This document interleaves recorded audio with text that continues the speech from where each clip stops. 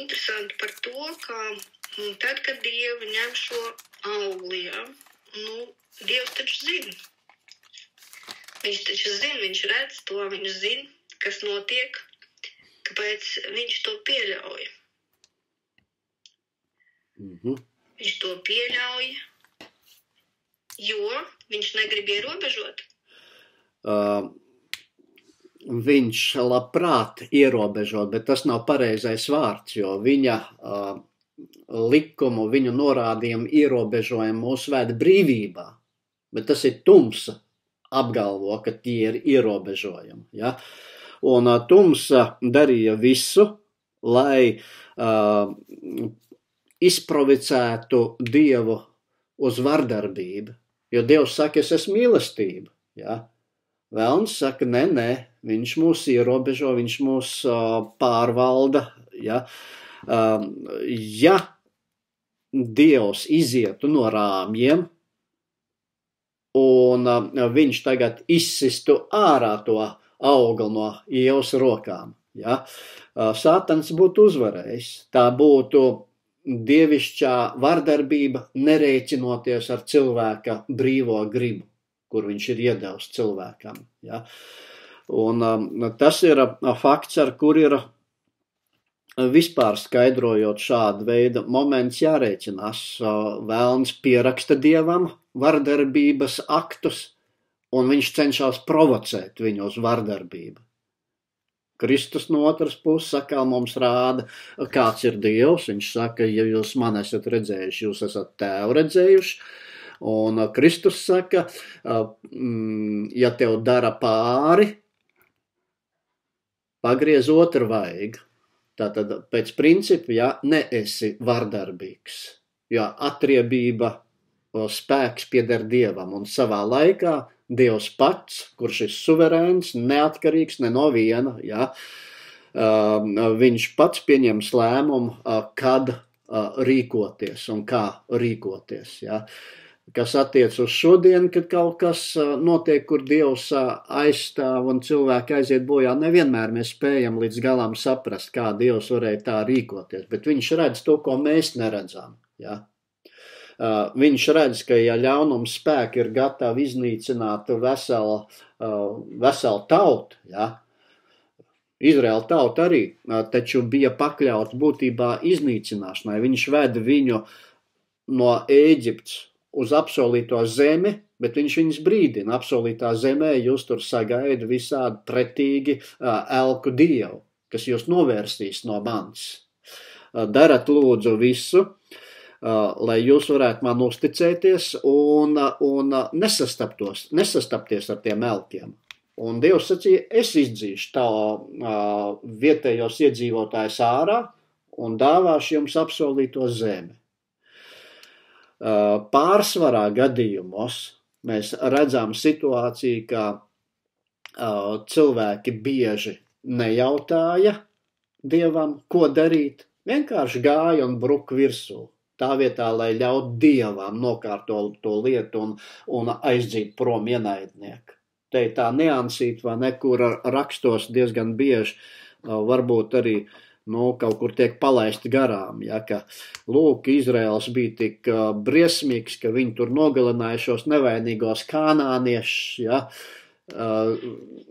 Ļoti bieži Dievs gribēja, es to izdarīšu, es viņus izdzīšu, bet es gribu, lai jūs tiekat pasargāt no infekcijas, no grēka infekcijas, kādas ir Kanānā, ja. Ja dažas tautas vai kaut kādas grupas palika apsolītā zemē un sāk dzīvot kopā ar izrēliešiem, izrēlieši ātri vien uzzināja, kas tas ir, kas tā ir par grēka infekciju. Un tad nāk visi šie stāsti vecajā derībā par Molahu, piemēram, vai ne, elka dievu, kura Izraels to visu pārņem un upurē. Savus bērnus nes uz šo te elkdievīgā upura altāru un nogalina cilvēkus. Ja? Nu, kaut kā tā. Bet kādas ir tavas domas, vai Kāpēc tieši tāds ir šis ceļš, vai tad Dievam nebija pasaules vietas, kur nebija tolaik apdzīvotas, kur bija brīvas vietas, kur varēja Izraēla tauta nākt un nebūtu viņiem jāsaskarās ne ar šiem ļaunajiem cilvēkiem, ne arī jākaro kādas cīņas, ne arī, vienkārši, jo vēl joprojām ir domstarpības, un vēl joprojām daudzi cilvēki runājot uzskata, ka tas ir ļoti negodīgi bijis, ka tur bija cilvēki, viņi tur dzīvoja, vēl tagad notiek kara dēļ tā, kad bija viņa teritorija, un tad viņiem atņēma, un tagad, var sakot, kaut kā tā. Kāds ir tavs pārdomas? Kāpēc tieši šāds tas ceļš? Kāpēc tāda apsolītā zeme? Jā. Pasaule krita grēkā, visi cilvēki krita grēkā. Vēlāk, kad izveidojās tautas, visas tautas, visu tautu pārstāvji ir grēcinieki. Ja? Un ir grēcinieki, kas meklē Dievu, un ir grēcinieki, kas dumpojas, pretojas Dievam. Ļaunuma spēki grib valdīt. Ārpus mūsu zemes mēs redzam, ir ļaunuma spēki, tas ir Sātans grib būt paša Dieva vietā. Kā ir rakstīts, es būšu kā pats Dievs. Jā, vairākas reizes ir uzrakstīts. Ja Ecehēla grāmatā, Iesaijas grāmatā. Tagad, ja mēs paskatāmies uz cilvēku pārvalda kāds gars. Vai no Dieva gars, jeb ļaunā gars. Brīvu cilvēku, neatkarīgu, varbūt tā precīzāk teikt, tādu cilvēku nav. Un ļaunuma spēki, tad, kad valda pār cilvēku, viņi grib valdīt pār visu pasauli. Piemēram, mūsdienās bieži tiek jautāts, Krieviem, kāpēc jums vajag Ukrainu? Jums par mazu teritoriju, jums ir tik daudz neapgūtas teritorijas, tukšas, meži, lauki, nekas nenotiek, vai ne? Mēs gribam, mums tā vieta patīk, ja? Un viņi gatavi ņemt vēl un vēl. Dievs neielika Izraēļa tautu kādā neapdzīvotā vietā, kaut vai šī iemesla dēļ, ka viņš zina, ka tad, kad Dieva tauta plauks un zels, ļaunuma spēki to pamanīs, un viņi nāks tev virsū un centīsies to tavu paradīzes stūrīt atņemt. Un tāpēc Dievs ķerās pie pašas saknes, un sakne ir tāda, ka kanānieši ir absolūti velna apsēsti, ja tā varētu izteikties, ja, un ļaunuma pārmiesoti, ka Dievs saka, šīs tautas jādzen prom. Šīm tautām es gribu pielikt punktu, jo Dievs redz, kad atgriešanās vairs nav iespējama. Mēs to neredzam, bet Dievs to redz. Ja. Es kādu laiku atpakaļ arī uztaisīju kādu video, ja, es tev tad viņu pārsūtīšu šoreiz paskatīties, ja, cik man veiksmīgi viņš izdevās, ja, jo es atradu, ka latviski tāda materiāla nekur nav, un es viņu mēģināju tādu uztaisīt, lai latviešu skatītājs ar kaut ko var redzēt. Tad kāpēc Dievs izdzina kanānieši? Ja, tieši tāds arī jautājums tiek pacelts. Vēlāk tev pārsūtīšu.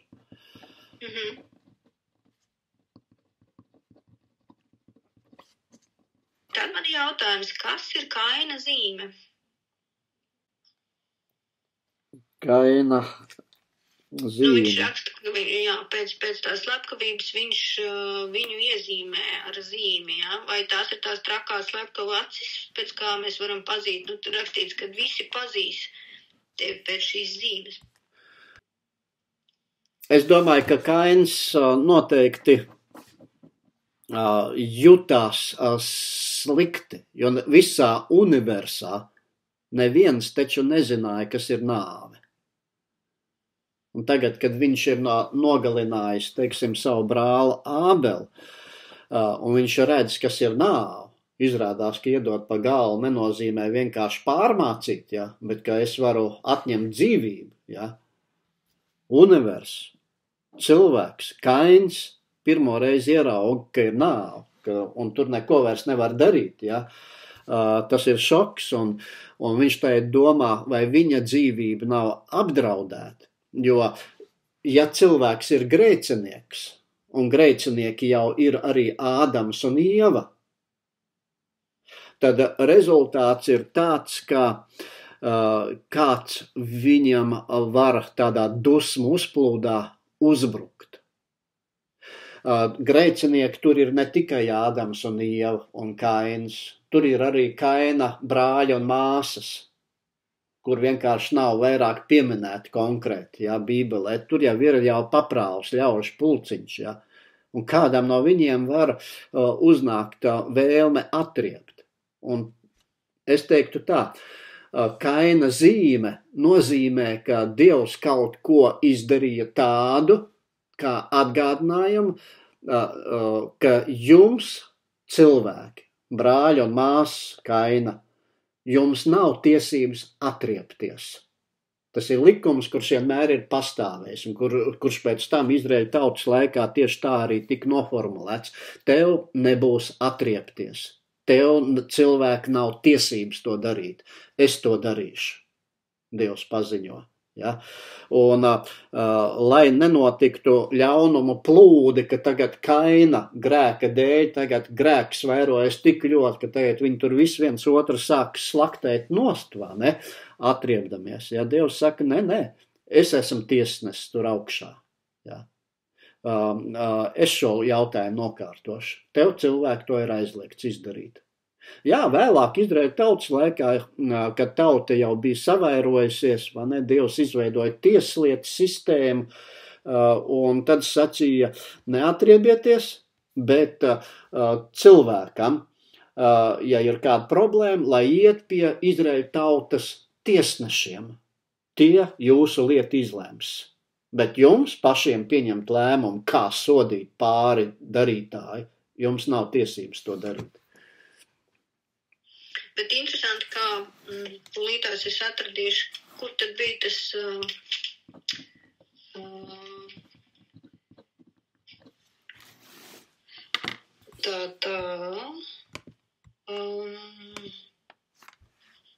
kur bija Kaina viens no dēliem, kurš teica tā,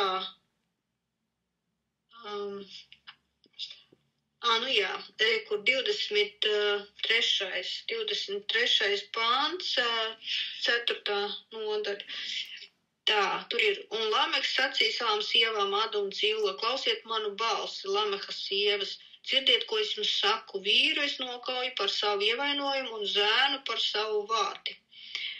Tātad, tur parādās jau, kā tomēr ir tas, turpinās gan tās slepkavības tur. Jā, un te parādās šī te grēka vēstures attīstība. Lamehs rīkojas pret Dieva gribu. Jā. Ja mums to ir grūti pamanīt panta 2. daļā, tad panta 1. daļā mēs to skaidri redzam. Viņš saka savām sievām daudzskaitlī. Jā. Tātad viņš jau ir nepaklausījis Dievam. Tajā laikā nebija nekāda iemesla, lai tev būtu 2 sievas, ja? Tas viss izveidojās pagānu tautu ietekmē, vai ne, un kur Dieva tautas pārstāvi arī pārņēma šo ideju. Tātad viņš jau nepaklaus. Viņš pats koriģē savu dzīvi, viņš pats priekš sevs ir Dievs. Kā rezultātā arī, lūk, viņš ir gatavs atriepties un saka, ja kāds te kaut ko nodarīs, tad zināt, jums būs darīšana ar mani. Nu, baigais tāds boss, izsitējs, Jā, grēks attīstās pret Dievu, sacelšanās. Jautājumu. Jā, es vienmēr biju domājis, tā Kaina zīme ir tāds trakas acis, kad tu redzi, kad rādi kādreiz vai bildi vai kādu video, kur ir slepkava, tad ieskatoties viņam acīs, tu redzi kaut ko tādu īpašu, teiksim tā, ka tu redzi, ka tas cilvēks ir pārkāpis kaut kādu robežu. Viņam ir cits skatiens. Varbūt tā nav visiem, es nezinu. Kādreiz man visiem tas tā noteikti nav, jo mana dzīvē ir bijusi iespēja draudzēties, ja tā varētu teikt, ar 2 slepkavām. Viens gadījums bija kādu 20 gadus atpakaļ, varbūt bišķi vairāk, kur es Vecpiebalgā iepazinos, man uz mājas grupiņu nāca viens cilvēks, kurš atzinās, ka viņš ir noslepkavojis, bet viņš ir to noslēpis un izbēdzis no soda. Ja? Un otrs gadījums ir tepatās Rīgā, man arī uz mājas grupiņu nāca cilvēks, vai ne, kurš bandītiskos grupējumos daudz darbojās un slepkavoja. Viņš vienkārši vienā lūkšanā atzinās. Vienkārši mēs sēdējām un klausījāmies, ja, kā viņš stāst, vai ne, Dievs piedod man šīs lietas. Ja. Tai brīdī, kad viņš piedzīvoja to, ka šo Razborku laikā viņa meitu nogalināja, viņš atjēdzās un viņš pārtrauc to. Un no tā brīdi viņš sāk meklēt Dievu, sāk Bībeli lasīt, pētīt, sāk Dievu lūgt pa īstam, ja, kaut arī viņš līdz tam jau it kā to darīja, ja, bet tad viņš saprat, ka tas viss bija falšs, ja. Un tagad pilnīgi dzīvi izmainījis, pilnīgi. Jā, jo, es domāju, ka varbūt arī ir svarīgi tieši tas motīvs, kā cilvēks nonāk līdz tam. Es domāju, ka tur var dažādi būt. Es, protams, nesaku, ka kādu no tām varētu būt labāka vai sliktāka, tāpēc, jā, akts paliek akts, bet es domāju par to, ka, tomēr varbūt ir kaut kāda starpība šiem cilvēkiem, kāpēc viņi to dara un kā tas notiek, jā. Varbūt kāds cīnoties, nosacīt par taisnību, var kādu nejauši nogalināt, teiksim, jā, rodās kaut kāds strīds, varbūt citreiz pat kādu aizstāvot vai kaut kā tā, un sākās kautiņš, un rezultāts ir tāds, piemēram, dažreiz varbūt tiešām pat aizstāvot savu dzīvību, ja te uzbruku, ja tu varbūt cīnies pretī un arī sanāk tā, dažādi, es domāju, dažādi motīvi ir un ir tās izplānotās savukārt augstasinīgās, ka tu jau skaidri zini, tu ej to, tu kā saka, izplāno visu smalki un rīkojies tā, Jā. Tieši, jā. Zini, tāpēc arī Dievs rakstos mums ir iedevis, īpaši tātad vecās derības tautai, Izraēļa tautai, tika iedots atšķirība, kā rīkoties, kad ir notikusi tīša slepkavība, un kā rīkoties, kad ir netīši kāds nogalināts. Ja? Un šie paši principi arī mūsdienās darbojās. Ja? Mūsdienu tieslietu sistēma ir diezgan līdzīga tam, kā Dievs to sacīja savai tautai. Ja? Mēs arī varam netīšām avārijā, teiksim, kādu cilvēku nogalināt, vai vienkārši ķieģelis uzkrīt uz galvas. Ja? Tas viss var notikt, un tāpēc Dievs saka, jums būs būt taisnīgiem tiesā, ja? Būs pamatīgi izmeklēt šos tiesas atgadījumus, lai netīšām slepkavam būtu samērīgs sodamērs, nevis brutāla atriebība, tev arī jāmirst, ja? Un tīšas slepkavības gadījumā acs pret aci, zobu pret zobu, dzīvību pret dzīvību. Dievs nepieļauj, ka cilvēks var tīši kādu nogalināt. Ja? Viņš vienmēr pasaka, nedara to, neatriebies. Tev nebūs dusmu uzplūdā kaut ko izdarīt un pēc tam nožēlot. Tā neiet cauri. Ja? Jā. Bet tādā gadījumā, kā acs pret aci, zobu pret zobu, dzīvību pret dzīvību, tad sanāk tā, bet slepkavs ir cietumā un dzīvo, un viņi ir ieslodzījumā, bet viņi dzīvo, viņa dzīvības jau netiek atprasīts. Lūk, te jau parādās tas mūsdienu Rietuma Eiropas humānisms, ja tā to varētu nosaukt. Ja? Bībelē Dievs pateica, ja tu atņem dzīvību tīši, tev jāmirst. Mūsdienās, tātad mūsu pasaulē tā parādās jau šis moments mūža ieslodzījums. Bībeles laikos nebija mūža ieslodzījuma.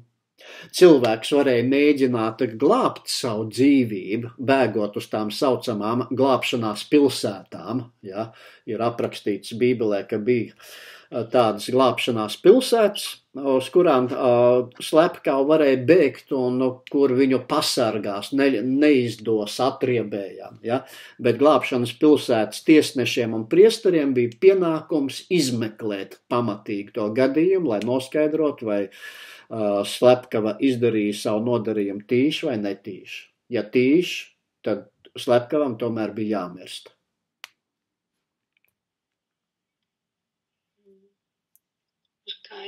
No kura laika tad sākās tā jūdu tauta, kā izveidojas kā tauta jau, jā? Kurš tas bija laiks? Apsolījumi tā tad ir doti Ābrahamam, ja? Tālāk nāk viņa dēls Īzaks, pēc Īzaka nāk Jēkabs, un Jēkabam dzimst 12 dēli. Ābrahāms, Īzaks, Jēkabs dzīvo ticībā Dieva apsolījumiem. Jēkabam, kad piedzimst 12 dēli, tas ir arī sākums Izraēla 12 ciltīm, Izraēla tautai. Tātad tautas sākums ir Jēkabs un viņa 12 dēli. Nevelti Jēkabs pēc tam tika pārsaukts citā vārdā. Viņa vārdu Dievs nosauc Izraēls. Bet tas ir jūdu, kas jūdu valsts, jeb jūdu tauta? Tauta, valsts nav, jā. Ir 12 dēli nokļuva Ēģiptē, kad bija bats, vai ne? Tur viņi izauga par tautu, verdzība ilga 400 gadus, pēc tam viņi iznāca ārā no Ēģiptes verdzības un sekoja tas saucamais tiesnešu laiks, jeb soģu laiks. Mums arī ir soģu grāmata, ja? Un soģu laiks ilga, ja bija kādi 13 soģi, man tā precīzi nav uzrakstīts, ja? Tad teiksim tā, arī kāds 500 gadi droši vien, ka pagāja, jā, soģa laikmetā. Pēc soģa laikmeta pamazām nāk šie ķēniņi. Bija pravietis Samuēls, kuram tauta gāja klāt un saka, mēs arī gribam ķēniņu. Un Samuēls sacīja, ko jūs gribat, Dievs taču ir jūsu ķēniņš. Un tad, kad Samuēls runāja ar Dievu, Dievs viņu pārlietināja un sacīja, tauta jau tevi neatmet Samuēlu, ļaujies. Grēks attīstās, ja? Būs viņiem ķēniņš. Un Dievs iesaka Samuēlam sameklēt Saulu un svaidīt viņu par pirmo ķēniņu. Lūk, Izrēlam pirmais ķēniņš Sauls, otrais ķēniņš Dāvids, trešais ķēniņš Salamans, ja? Un lūk, tas ir tas laiks, kad izveidojas beidzot Izrēls kā valsts, ja? Ar savu ķēniņu. Bet tas nozīmē, ka tas ir jūdi paliek bez valsts, ja?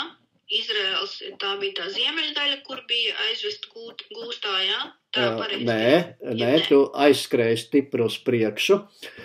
12 ciltis izvēlas sev ķēniņu Saulu, pēc tam ir Dāvids, pēc tam ir Salamans, 3 ķēniņi, jā? Un tad, kad Salamans beidz valdīt, tad notiek šķelšanās starp šīm te Izraēļa tautas vidū un izveidojas 2 valstis. Izveidojas Ziemeļu valsts un Dienvidu valsts. 10 ciltis aiziet zem Ziemeļu valsts ķēniņa, 2 ciltis aiziet zem Dienvidu valsts ķēniņa.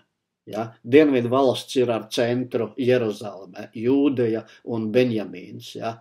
Pārējās 10 ciltis aiziet ziemeļos. Ziemeļus sauc par Izrēla valsti, dienvidus sauc par Jūdejas valsti. Ja?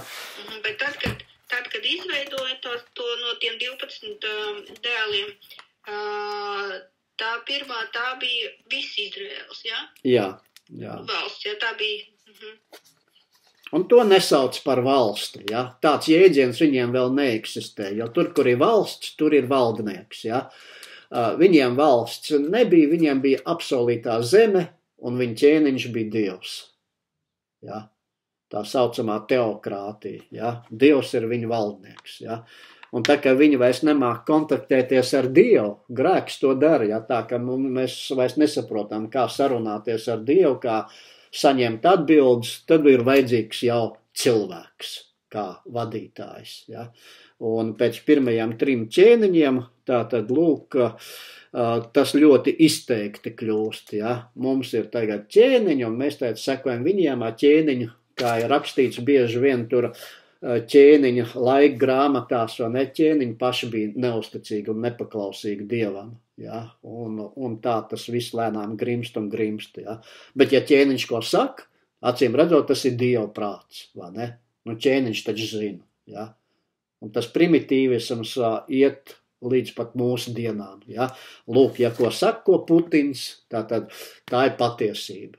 Ja? Kā tas Krievzemē, piemēram, notiek. Ķēniņš tiek dievināts. Ja? Gan jau pie mums var tāpat notiek. Nu, vairāk vai mazāk jau grēcinieki visi.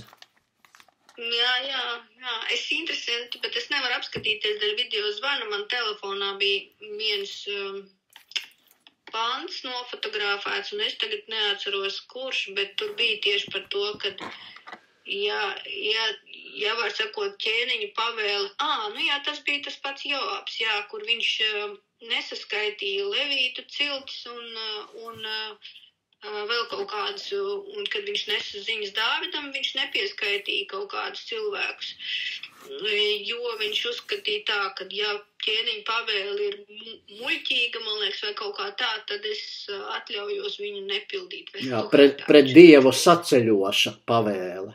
Jā. Es gribēju jautāt tev, kā tu domā, vai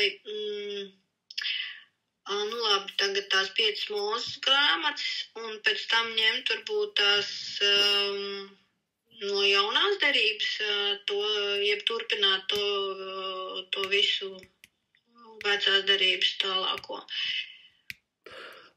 Ja lasīs visu pēc kārtas, es pieņemu, ka viņai kļūst neinteresanti un absolūti nesaprotami kaut kur no 2. Mūzes 25. nodaļas. Un tas varētu izrādīties diezgan nemērķtiecīgi. Ja? Tāpēc līdz kaut kur 2. Mūzes 24. nodaļai vēl varam, bet pēc tam un 3. Mūzes grāmatu, runāt ar cilvēku, kas nav iekšā Bībelē, kurām nav kaut kāda bāze jau apakšā izveidot, nebūs īsti labi. Tāpēc vienkārši cilvēkam vajadzētu šķirstīt, un kaut ko mēģināt atrast. Var mēģināt 4., var mēģināt 5. Mūzes grāmatu, Jozuvas grāmata arī būs sarežģīta, arī īsti nederēs, un tad atkal var griezties pie Soģa grāmatas.